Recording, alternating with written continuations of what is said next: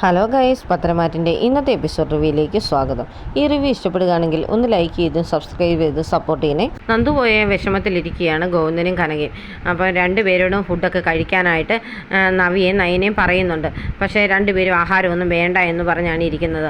അന്നേരം നവിയ പറയും, എന്തായാലും അമ്മയും അച്ഛനും ഇത്രയ്ക്ക് സങ്കടപ്പെടേണ്ട ആവശ്യമൊന്നുമില്ല, ഞാനിവിടെ ഉണ്ടല്ലോ, ഇനി ഞാൻ കുറച്ച് നാൾ കഴിഞ്ഞല്ലേ പോകത്തുള്ളൂ, പിന്നെ ഇവള് ഇടയ്ക്കൊക്കെ വരികയൊക്കെ ചെയ്യുമല്ലോ, അപ്പോൾ പിന്നെ ഇത്ര സങ്കടപ്പെടേണ്ട കാര്യമൊന്നുമില്ല, അവൾ എന്തായാലും ഒരു ജോലിയൊക്കെ മേടിച്ച് കഴിയുമ്പോൾ അച്ഛനും അമ്മയും അങ്ങോട്ട് പോകണം അവളുടെ കൂടെ താമസിക്കാൻ, ഇനി അച്ഛൻ ജോലിക്കൊന്നും പോകണ്ട എന്നൊക്കെ പറയും. അന്നേരത്തേന് ഗോവിന്ദൻ പറയുന്നുണ്ട്, വേണ്ട, എനിക്ക് അങ്ങനെ അവളെ ബുദ്ധിമുട്ടിക്കുന്നതിനോട് താല്പര്യമില്ലെന്ന്. അച്ഛാ, അതല്ല, അവൾ ജോലിയൊക്കെ ആയി കഴിയുമ്പോൾ അവൾക്കാകെ തിരക്കാവുമല്ലോ, അപ്പോൾ അവൾക്കൊരു കൂട്ടൊക്കെ വേണ്ടേ, അതിനു വേണ്ടി നിങ്ങൾ രണ്ടുപേരും അവളുടെ കൂടെ പോയി നിൽക്കുന്നതാണ് ഏറ്റവും നല്ലതെന്നൊക്കെ നവിയ പറഞ്ഞു കൊടുക്കുന്നുണ്ട്. അന്നേരം ഗോവിന്ദൻ പറയുന്നുണ്ട്, എന്തൊക്കെയായെന്ന് പറഞ്ഞാലും എനിക്ക് ആകെ ടെൻഷനായിരിക്കുന്നത് അനി ഇങ്ങോട്ട് വന്നതാണ്. അനി അവൻ്റെ വല്യമ്മ ഇവിടെ ഉണ്ടെന്ന് അറിഞ്ഞിട്ട് പോലും ധൈര്യത്തോടെ ഇടിച്ചു കയറി വന്ന കണ്ടില്ലേ, അപ്പോൾ അതെന്ത് ഭാവിച്ചുകൊണ്ടാണെന്നാണ് എനിക്ക് മനസ്സിലാകാത്തത്. അത് കാരണം എനിക്കാകെ ടെൻഷനാണെന്നൊക്കെ പറയും. അന്നേരം കനക പറയുന്നുണ്ട്, ശരിയാ, എനിക്കാണ് ആ ജ്യോത്സ്യം പറഞ്ഞത് ഓർത്തിട്ടാണ് ആകെ ടെൻഷനാണ്. അത്രയ്ക്ക് ഉറപ്പിച്ചല്ലേ ആ ജ്യോത്സ്യം പറഞ്ഞത് അവൾ സ്നേഹിച്ച പുരുഷനെ കല്യാണം കഴിക്കത്തുള്ളെന്ന്. അതൊക്കെ ഓർക്കുമ്പോൾ എനിക്കാകെ ടെൻഷനുണ്ടെന്ന് പറയും. അപ്പം ഗോവിന്ദൻ പറയും, ഇനി രാകേഷൊക്കെ കൂടി ഇങ്ങോട്ട് വന്ന് ഇവളെ കൊണ്ടുപോയതിൻ്റെ പുറകിലും അനി തന്നെയാണോ എന്ന്. അതെനിക്ക് സംശയമില്ലാതില്ല എന്ന് നയനയും പറയുന്നുണ്ട്. ചിലപ്പം അനി പറഞ്ഞിട്ടായിരിക്കും ഇവർ കൊണ്ടുപോയത്, അതനുസരിച്ച് ചിലപ്പോൾ അനി അവളെ യാത്രയാക്കാൻ റെയിൽവേ സ്റ്റേഷനിൽ വന്നിട്ടുണ്ടായിരുന്നിരിക്കും എന്നൊക്കെ പറയുന്നുണ്ട്. എന്തായാലും ഇനി അവർ തമ്മിൽ അടുക്കാതിരിക്കാൻ നമുക്ക് നോക്കാമെന്നൊക്കെ പറയും. നമുക്ക് പ്രാർത്ഥിക്കാം, പ്രാർത്ഥന കൊണ്ട് മാറാത്തതായിട്ടൊന്നും ഇല്ലല്ലോ അമ്മയെന്നൊക്കെ നയന പറയുന്നുണ്ട്. അന്നേരത്തേനും ഉടനെ നവ്യ പറയും, അതിനെന്താ ഇപ്പം അവരങ്ങോട്ട് ഒന്നിക്കുന്നെങ്കിൽ ഒന്നിക്കട്ടെ, അത് നല്ലതല്ലേ എന്നൊക്കെ ചോദിക്കും. അന്നേരത്തേനുടനെ കനക പറയും, നീ എന്ത് വർത്താനമാണ് പറഞ്ഞേ, അതൊന്നും ശരിയാകത്തില്ല എന്ന് പറയും. അതല്ലമ്മേ, അനാമിക അത്രയ്ക്ക് കൊള്ളുകയില്ലാത്ത പെണ്ണാണ്, അവൾ അവിടുന്ന് പോകാനായിട്ടാണ് ഞാൻ ഇങ്ങനെ പറഞ്ഞെന്നൊക്കെ പറയുന്നുണ്ട്. അത് കേൾക്കുമ്പോഴത്തേനും എല്ലാവർക്കും ഒരു ബുദ്ധിമുട്ടൊക്കെ വരുന്നുണ്ടെങ്കിലും ഇനി നയനയും അതിനോട് എതിർപ്പ് തന്നെയാണ് സംസാരിക്കുന്നത്. പിന്നീട് കാണിക്കുന്നത് അനന്തപുരിയിൽ ഹാളിലിരിക്കുകയാണ് ജയനും അജയനും അനിയും കൂടെ. അപ്പോൾ അജയൻ അനിയോട് ചോദിക്കുന്നുണ്ട്, എടാ നീ എന്തൊരു അനിയനാ, ചേട്ടനും ഭാര്യയും തമ്മിൽ എന്തെങ്കിലും പ്രശ്നം ഉണ്ടെന്ന് അറിഞ്ഞു കഴിഞ്ഞാൽ പിന്നെ അതൊന്ന് ഒഴിവാക്കാനായിട്ടും അവരെ യോജിപ്പിക്കാനും വലിയ നോക്കണ്ടേ, അതിന് പകരം നീ ഇപ്പോൾ ആദർശിന് സപ്പോർട്ട് അടിച്ച് നിന്ന കാരണമല്ലേ ഇനി അവർ തമ്മിൽ പ്രശ്നം രൂക്ഷമാകുന്നൊക്കെ. അതിന് ഞാനൊന്നും പറഞ്ഞില്ലല്ലോ എന്നൊക്കെ പറയുന്നുണ്ട് അനി. ആ സമയത്ത് ആദർശ് അങ്ങോട്ട് വരുന്നുണ്ട്. ഉടനെ ജയൻ പറയും, ഞാൻ നിൻ്റെ കാര്യം തന്നെയാണ് ഞങ്ങൾ പറഞ്ഞുകൊണ്ടിരുന്നത്, നയനയായിട്ട് ചില പ്രശ്നങ്ങളൊക്കെ ഉണ്ടെന്ന് പറഞ്ഞാലും അതൊക്കെ പറഞ്ഞു തീർക്കണമെന്നാ ഞങ്ങളുടെ അഭിപ്രായം എന്നൊക്കെ പറയും. അതൊന്നും നിങ്ങൾ പറയണ്ട, എനിക്ക് എൻ്റേതായ തീരുമാനമുണ്ട്, എന്നെ ഇങ്ങനെ ചതിച്ചത് കാരണം ഞാൻ നയനയോട് ക്ഷമിക്കാൻ ഉദ്ദേശിച്ചിട്ടേ ഇല്ലെന്നൊക്കെ പറയും. അങ്ങനെയാണോ എന്നൊക്കെ ഇങ്ങനെ ചോദിച്ചുകൊണ്ടിരിക്കുന്ന സമയത്ത് ദേവയാനി അങ്ങോട്ട് കയറി വരും. ദേവയാനിയെ കാണുന്ന ഉടനെ മുഖം അങ്ങ് വീർക്കുന്നുണ്ട് ആദർശിൻ്റെ. അപ്പോൾ എല്ലാവരും ചോദിക്കും, നീ ഇപ്പോൾ ആണോ അമ്പലത്തിൽ പോയിട്ട് വന്നത്, എങ്ങനെ അമ്പലത്തിലൊക്കെ പോയിട്ട് പ്രസാദമൊന്നും കാണുന്നില്ലല്ലോ എന്നൊക്കെ പറയും. ഇത്രയും താമസിച്ച് എന്താണെന്നൊക്കെ ചോദിക്കും. ഒരമ്പലത്തിലല്ല, പല അമ്പലത്തിൽ പോയെന്ന് പറയും. എന്നിട്ട് കയ്യിലും നെറ്റിയിലും ഒന്നും പ്രസാദം ഇല്ലല്ലോ എന്ന് അജയനൊന്നെ ചോദിക്കുന്നുണ്ട്. അത് ഭയങ്കര ചൂടല്ലായിരുന്നു, അപ്പോൾ അതിനിടയിലൊന്നും മുഖം കഴിയുമായിരുന്നു, അന്നേരം പോയതാണ്. ദേവയാനി കിടന്ന് ഉരുണ്ട് കളിക്കുന്നുണ്ട്. അപ്പോൾ ഇവർക്കെല്ലാം കാര്യം മനസ്സിലായതുകൊണ്ട് ഇവരെല്ലാവരും അത് വെച്ചാണ് ചോദിക്കുകയൊക്കെ ചെയ്യുന്നത്. അപ്പോൾ ദേവയാനി പറയും, എന്താ നിൻ്റെ മുഖം ഇങ്ങനെ ഇരിക്കുന്നതെന്ന്, വീർത്തിരിക്കുന്നതെന്നൊക്കെ ചോദിക്കുന്നുണ്ട് ആദർശിനോട്. എൻ്റെ മുഖത്ത് നീരാന്ന് ഉടനെ ആദർശൻ പറയും, അതെന്താ അതിന് നിൻ്റെ മുഖത്ത് വല്ലതും തല്ലിയോ എന്നൊക്കെ ചോദിക്കും. അപ്പോൾ അതൊക്കെ ചോദിച്ചിട്ടും ആദർശൊന്നും മിണ്ടുന്നേ ഇല്ല. ആദർശന് അങ്ങ് ദേഷ്യമാണ് ശരിക്കും. ഉടനെ ജയൻ പറയുന്നുണ്ട്, അത് നീ അറിഞ്ഞില്ലായിരുന്നോ, ഇവനും നയനയും തമ്മിൽ എന്തോ ഒരു പ്രശ്നമുണ്ട്, ഇത് ഇവന് ഇഷ്ടമില്ലാത്ത എന്തോ അവൾ ചെയ്തെന്ന് പറഞ്ഞ് ഇപ്പം ഇവൻ അങ്ങ് അവളുമായിട്ട് പിണക്കത്തിലാണെന്നൊക്കെ പറയും. അതെന്താ അത്രയ്ക്കല്ലായിരുന്നല്ലോ നിൻ്റെ പറച്ചിലെന്നൊക്കെ ഉടനെ ദേവയാനി ചോദിക്കുന്നുണ്ട്.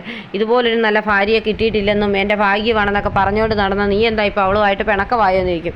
അതങ്ങനെയാണെന്നൊക്കെ പറഞ്ഞ് ദേഷ്യപ്പെട്ട് തന്നെ ഇരിക്കുകയാണ് ആദർശ്. അന്നേരം ദേവയാനിയാണെങ്കിൽ മാക്സിമം ഒക്കെ ചോദിക്കുന്നുണ്ട്. എന്നാലും എല്ലാവരും ഉടനെ പറയും, എന്നാൽ പിന്നെ ഒന്ന് സംസാരിച്ച് നോക്കിക്കൂടെ നയനയോടെന്നൊക്കെ ചോദിക്കുമ്പോൾ എനിക്ക് അതിൻ്റെ ആവശ്യമൊന്നുമില്ല എന്നൊക്കെ ഉടനെ ദേവയാനി പറയും. എന്നിട്ട് ദേവയാനി സങ്കടത്തോടു കൂടി തന്നെയാണ് അകത്തോട്ട് കയറിപ്പോരുന്നത്. അപ്പോൾ ജയനും അജയനും അനിക്കും ഒക്കെ ചിരി വരുമെങ്കിലും ആദർശിന് ദേഷ്യം തന്നെയാണ് മുഖത്ത്. പിന്നീട് ദേവയാനി ചെല്ലുന്നത് മുത്തച്ഛൻ്റെയും മുത്തശ്ശിയുടെയും അടുത്തേക്കാണ്. അപ്പോൾ അവർ രണ്ടുപേരും ചോദിക്കുക, നീ വന്നായിരുന്നോ? എന്താ ഇത്രയും താമസിച്ചേ? അന്നദാനമൊക്കെ കഴിഞ്ഞിട്ടാണോ വന്നെന്ന് ചോദിക്കും. അതേന്ന് ഉടനെ ദേവയാനി അങ്ങ് പറയും. അപ്പം ദേവയാനിയുടെ മുഖത്തെ സങ്കടമൊക്കെ കാണുമ്പോൾ ഇവർ ചോദിക്കുന്നുണ്ട്, എന്താ മുഖത്തൊക്കെ ഒരു വയ്യാഴിക പോലെ? ഒന്നുമില്ല എന്നൊക്കെ ദേവയാനി അങ്ങ് പറയും. അന്നേരം ഉടനെ മുത്തശ്ശൻ ചോദിക്കും, നീ ഏത് അമ്പലത്തിൽ നിന്നാണ് അന്നദാനം കഴിച്ചത്? നമ്മുടെ കുടുംബക്ഷേത്രത്തിൽ നിന്നാണോന്ന്? ഏയ് അല്ല എന്നൊക്കെ പറഞ്ഞ് ഇങ്ങനെ തപ്പുന്ന ഉടനെ മുത്തശ്ശൻ ചോദിക്കും, അതെന്താ ഇത്ര തപ്പാനിരിക്കുന്നത്? ഏത് അമ്പലത്തിൽ നിന്നാണെന്നങ്ങ് പറഞ്ഞാൽ പോരെന്ന് ചോദിക്കും. അത് പിന്നെ ഞാൻ ആ കാവ് ഇല്ലേ അവിടെ നിന്നാണ് കഴിച്ചെന്ന് പറയും. ശരി ശരി എന്നൊക്കെ പറയും.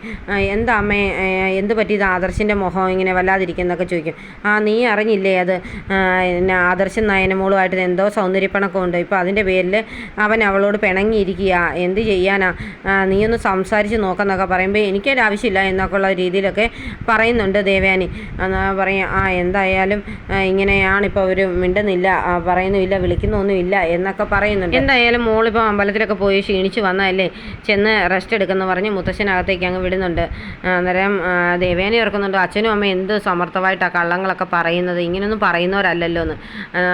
ദേവയാനി അകത്തേക്ക് പോയി കഴിയുമ്പോഴത്തേന് ഇവർക്ക് രണ്ടുപേർക്കും ചിരിയൊക്കെ വരുന്നുണ്ട്. ഇവർ പറയും, എന്തായാലും ദേവയാനിക്ക് ഭയങ്കര വിഷമമുണ്ട് ഇതൊക്കെ ഇങ്ങനെ ഉള്ളിലടക്കി വെച്ചുകൊണ്ടിരിക്കുന്നതിൻ്റെ ഇതിൽ. പിന്നെ ഈ പ്രായത്തിലും നമുക്ക് ഇതൊക്കെ ഒരു നേരം പോക്കല്ലേ എന്ന് പറഞ്ഞ് മുത്തശ്ശനും മുത്തശ്ശി അങ്ങ് ചിരിച്ചിരിക്കുന്നുണ്ട്. പിന്നീട് കാണിക്കുന്ന അഭിയാണ്. അഭി സിറ്റ് ഔട്ട് ഇരുന്ന് ഫോണിലൊക്കെ ഇങ്ങനെ തോണ്ടിക്കൊണ്ടൊക്കെ ഇരിക്കുകയാണ്. ആ സമയത്ത് ജലജ അങ്ങോട്ട് വരും. എന്നിട്ട് ജലജ പറയും, എടാ നീ ഇതൊന്നും ശ്രദ്ധിക്കുന്നില്ലേ? ഈ വീട്ടിൽ എന്തൊക്കെയോ പ്രശ്നങ്ങളുണ്ട്. എല്ലാവരും അവിടെ ഇവിടെയൊക്കെ മാറിയിരുന്ന് എന്തൊക്കെയോ കുശുകുശുകയും ചർച്ച ചെയ്യുകയൊക്കെ ചെയ്യുന്നുണ്ട്. നീ അതൊക്കെ എന്നാ ശ്രദ്ധിക്കാത്തതെന്ന് പറയും. എനിക്കിപ്പോൾ അതൊന്നും ശ്രദ്ധിക്കാനുള്ള സമയമില്ല, അല്ലാതെ തന്നെ എനിക്കിവിടെ ഒരുപാട് പ്രശ്നങ്ങളുണ്ടെന്ന് പറയും. നിനക്കിപ്പോൾ നിൻ്റെ ഭാര്യയോട് ഭയങ്കര സ്നേഹമാണെന്ന് തോന്നുന്നല്ലോ, ഇപ്പോൾ ഇടയ്ക്കിടയ്ക്ക് നീ അവളുടെ വീട്ടിലൊക്കെ പോകുന്നുണ്ടെന്ന് അറിഞ്ഞല്ലോ എന്ന് പറയും. എനിക്കിപ്പോൾ അവളെ സ്നേഹിച്ചൊക്കെ നിന്നാലേ പറ്റത്തുള്ളൂ. എനിക്ക് അതിനേക്കാൾ വലിയൊരു പ്രശ്നം എൻ്റെ തലയിൽ വന്ന് കയറിയിട്ടുണ്ട്. അന്നേരം അതിൻ്റെയൊക്കെ സപ്പോർട്ട് അവൾ വേണം, അല്ലാതെ ഒരു കാര്യം നടക്കത്തില്ല. അത് കാരണമാണ് ഞാനിപ്പോൾ അവളെ സ്നേഹിച്ച് നിൽക്കുമെന്ന് പറയും. എന്തായാലും എന്നോട് പറയാൻ പറയും. അമ്മയോടിപ്പം പറഞ്ഞിട്ട് ഒരു കാര്യവുമില്ല, അമ്മയെക്കൊണ്ട് ഒരു കാര്യം ചെയ്യാനും പറ്റത്തില്ല എന്നൊക്കെ പറഞ്ഞുകൊണ്ടിരിക്കുന്ന സമയത്ത് അനഘയുടെ ഫോൺ വരുന്നുണ്ട് അഭിക്ക്. അഭി ഫോൺ എടുക്കുന്നോണ്ടേ അനഘ പറയും, ഞാൻ നിൻ്റെ വീട്ടിലോട്ട് വന്നുകൊണ്ടിരിക്കുകയാണ്, ഇങ്ങോട്ടോ വരണ്ട എന്ന് പറഞ്ഞിട്ട് പെട്ടെന്ന് അകത്തേക്ക് കയറിപ്പോവും. ജലജ അപ്പം മാക്സിമം ചോദിക്കുന്നുണ്ട്, നിൽക്കടാ, എന്താടാ കാര്യം എന്നാ പറഞ്ഞിട്ട് പോകാനൊക്കെ. അമ്മ ഒന്ന് വിടുന്നുണ്ടോ എന്ന് പറഞ്ഞ് ദേഷ്യപ്പെട്ട് അകത്തേക്ക് കയറി പോകുമ്പോൾ അഭി മനസ്സിലോർക്കുന്നുണ്ട്, അവൾ ഇങ്ങോട്ട് വരാതിരിക്കാൻ എന്തെങ്കിലും ചെയ്യണം എന്ന് പറഞ്ഞ് പെട്ടെന്ന് തന്നെ വണ്ടിയെടുത്ത് വഴി പോയി കാത്തു നിൽക്കുന്നുണ്ട്.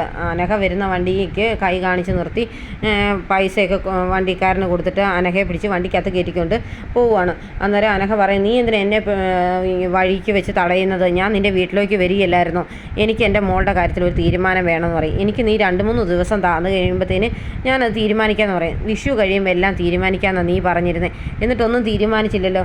അതുകൊണ്ട് എനിക്കൊന്നും കേൾക്കണ്ട. എനിക്ക് ഇപ്പോൾ എൻ്റെ മോളുടെ കാര്യത്തിൽ ഒരു നല്ല തീരുമാനം തന്നെ വേണം. എനിക്കാണെങ്കിൽ ഇപ്പോൾ ആകെ വയ്യാതായി വന്നുകൊണ്ടിരിക്കുക. ഏത് നിമിഷവും ഞാൻ മരിച്ചു പോകും. എൻ്റെ മോൾ എൻ്റെ ശവത്തിനടുത്തിരുന്ന് കരയുന്നതും ആരുമില്ലാതെ അവൾ അനാഥയെ പോലെ നിൽക്കുന്നതൊക്കെ ഞാനിപ്പോൾ സ്വപ്നം കാണാറുണ്ട്. അതുകൊണ്ട് എനിക്കതൊന്നും സഹിക്കാൻ പറ്റത്തില്ല. നീ എത്രയും പെട്ടെന്ന് എൻ്റെ കുഞ്ഞിനെ ഏറ്റെടുത്തേ പറ്റത്തുള്ളൂ എന്നൊക്കെ പറയും. അതിനൊക്കെ ഞാൻ വഴി കാണിച്ചു തരാം എന്ന് പറയും. എന്നാൽ നീ എൻ്റെ കൂടെ വാ, എൻ്റെ കുഞ്ഞിനെ ഒന്ന് കണ്ടിട്ട് പോകാൻ പറയും. അതിനുള്ള സമയമൊന്നും ആയിട്ടില്ല, നിന്നെ ഞാൻ വീടിൻ്റെ അടുത്ത് ഇറക്കി വിടാം, പിന്നെ ഒരു ദിവസം വന്ന് അവളെ കണ്ട് ഏറ്റെടുക്കാനായിട്ടുള്ള രീതിയിൽ ഞാൻ വന്നോളാം എന്നൊക്കെ പറഞ്ഞ് അഭി അവിടുന്ന് തടിയൂരുകയാണ്. അഭി ഓഫീസിൽ ഇരിക്കുന്ന സമയത്ത് അഭിക്കൊരു ഫോൺ വരുന്നുണ്ട്. ഒരാൾ വിളിച്ച് പറയുന്നുണ്ട്, നമ്മുടെ ഇടനിലക്കാരനെ പോലീസ് പൊക്കിയെന്ന്. അത് കേൾക്കുമ്പോൾ അഭി ഒന്ന് ഞെട്ടുന്നുണ്ട്.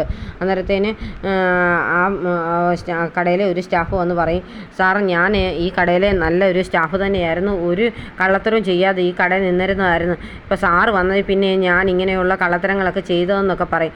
ഇപ്പോൾ ഇത് എനിക്കൊരു പ്രശ്നമായോ എന്ന് ചോദിക്കും. എടോ താൻ എന്ത് ചെയ്തെന്നാണ് ഇപ്പോൾ ഈ പറയുന്നത്? ഇപ്പം നമ്മൾക്ക് ഇതുപോലൊക്കെയുള്ള പ്രശ്നങ്ങൾ വരുമ്പോൾ നമ്മൾ ഒന്നിച്ച് നിൽക്കുകയല്ലേ ചെയ്യേണ്ടത്. ഞാനാണ് 3 ബ്രാഞ്ചിൻ്റെ മേൽനോട്ടം വഹിച്ചുകൊണ്ടിരുന്നത്. ഇപ്പോൾ എന്നെ ഒരു ചെറിയ സ്റ്റാഫാക്കി മാറ്റിയിരിക്കുക. അപ്പോൾ എനിക്ക് കാശിനൊക്കെ ഭയങ്കര ടൈറ്റാണ്. അത് കാരണം നമ്മൾ കള്ള സ്വർണം മേടിച്ച് ആഭരണങ്ങളാക്കി വിറ്റത്. അതിനിപ്പം എന്താ ചെയ്യാൻ പറ്റുന്നതൊക്കെ ചോദിക്കും. SI വരെയൊക്കെ ആണെങ്കിൽ വലിയ പ്രശ്നമില്ല, അതിന് മേളിലോട്ട് പോയി കഴിഞ്ഞാൽ പിന്നെ ആകെ പ്രശ്നമാകും. എന്തായാലും നമുക്കിത് മാനേജ് ചെയ്യാമെന്ന് പറയും. അപ്പോൾ ആ സ്റ്റാഫ് പറയുന്നുണ്ട്, സാർ അങ്ങനെ വല്ലതും പ്രശ്നങ്ങൾ വന്നു കഴിഞ്ഞാൽ പിന്നെ ഞാൻ തൂങ്ങി ചാത്തേ ഉള്ളെന്ന് പറയും. താൻ എന്നെ ചതിക്കുകയോ വല്ലതും ചെയ്താൽ തന്നെ ഞാൻ തൂങ്ങി തൂക്കിക്കൊല്ലും, അല്ലാതെ ഒന്നും ചെയ്യാൻ പറ്റത്തില്ല. താൻ എൻ്റെ കൂടെ നിന്ന് കാരണം തൻ്റെ 2 പെൺമക്കളിൽ ഒരാളെ നല്ല രീതിയിൽ കെട്ടിക്കാൻ പറ്റിയില്ലേ എന്നൊക്കെ ചോദിക്കും. അതൊക്കെ കാര്യം ശരിയായി, എന്നാലും ഇതൊരു പ്രശ്നമായി മാറുമെന്നാണ് എനിക്ക് തോന്നുന്നതെന്നൊക്കെ പറയും. അതിനിടയിലാണ് നവ്യ വിളിക്കുന്നത്. നവ്യയുടെ ഫോൺ കോൾ കാണുമ്പോഴേ അഭി പറയുന്നത്, ഓ ഇതിനേക്കാട്ടിൽ പ്രശ്നക്കാരിയാണ് വിളിക്കുന്നതെന്ന് പറയും. അതാരാന്ന് ചോദിക്കും. അത് എൻ്റെ ഭാര്യയാന്ന് പറയും. ഭാര്യയെ പ്രസവത്തിന് പോയിരിക്കല്ലേ എന്ന് ചോദിക്കും. അതൊക്കെ കാര്യം ശരി, എന്നാലും അവൾ അതിനേക്കാട്ടിൽ എനിക്കൊരു തലവേദനയാന്ന് പറഞ്ഞ് ഫോൺ എടുക്കും. എടുത്തിട്ട് ഉടനെ തന്നെ മോളെ എന്താ മോളെ വിളിച്ചത് എന്നൊക്കെ ചോദിച്ച് അങ്ങ് അഭിനയിക്കുകയാണ്. നിൻ്റെ വിളി ഞാൻ അങ്ങോട്ട് കാത്തിരിക്കുകയായിരുന്നു, എനിക്കിപ്പോൾ മോളെ കാണണമെന്ന് തോന്നുന്നു എന്നൊക്കെ പറയും. എന്താ അഭി, ഞാൻ അതൊന്നും ഉദ്ദേശിച്ച് വിളിച്ചതല്ല, ഞാൻ ചുമ്മാ വിളിച്ചതാന്നൊക്കെ നവ്യ പറയുന്നുണ്ട്. എൻ്റെ മോളെ എനിക്കിപ്പം തന്നെ കാണണം, അത് കാരണം ഞാൻ ഇപ്പം അങ്ങോട്ട് വരാമെന്നൊക്കെ പറഞ്ഞ് കോൾ കട്ട് ചെയ്യും. അന്നേരം ആ സ്റ്റാഫ് പറയുന്നുണ്ട്, സാറിനെ പോലെ ഇങ്ങനെ കള്ളൊന്നും പറയാൻ എനിക്കറിയത്തില്ല എന്ന് പറയും. താൻ അങ്ങ് അടങ്ങി ഒതുങ്ങി നിന്നാൽ മതി, നമ്മളുടെ കാര്യങ്ങളൊന്നും അങ്ങനെയൊന്നും പുറത്തൊന്നും പോകത്തില്ല എന്നൊക്കെ പറഞ്ഞിട്ട് അഭി പുറത്തേക്ക് പോകാൻ തുടങ്ങുകയാണ്. അന്നേരം നവി ഇരുന്ന് ഇങ്ങനെ ഓർക്കുന്നുണ്ട്, എൻ്റെ അഭിക്ക് എന്നോട് എന്ത് സ്നേഹമാണ് എന്നൊക്കെ ഓർത്ത് സന്തോഷിച്ചിരിക്കുന്ന ആ നവിയെ കാണിച്ചിട്ടാണ് ഇന്നത്തെ എപ്പിസോഡ് അവസാനിക്കുന്നത്.